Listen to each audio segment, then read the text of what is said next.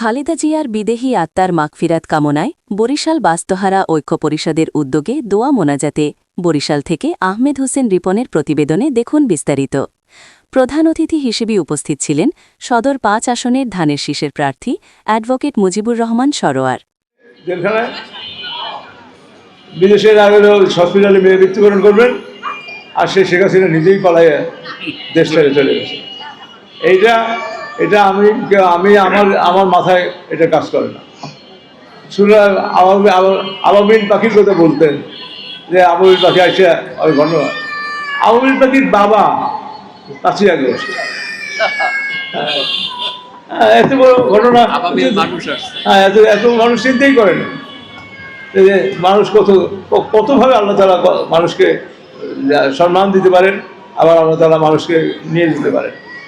কাজে আল্লাহর উপরে আমাদের বিশ্বাস স্থাপন করতে হবে।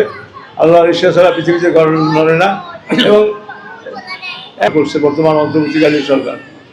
আর আপনি দেখবেন যে একজন ডক্টর ইউনূস 500 বছরে একজন ডক্টর ইউনূস হবেন না, এত সোজা না। তো সেই জায়গায় ডক্টর ইউনূসের মতো লোক আমরা অন্তর্বর্তীকালীন সময় পাইছি। 1 বছর ডক্টর রিয়াজ এক বছর যাবৎ এই রাষ্ট্র সংস্কার করার জন্য চেষ্টা করছে আমাদের দেশে। আমরা সবাই মনে করতো শেখ মুজিবুর রহমান একজন বড় নেতা, উনি যুদ্ধে মানে স্বাধীনতার পরে উনি গণতন্ত্র দেবেন।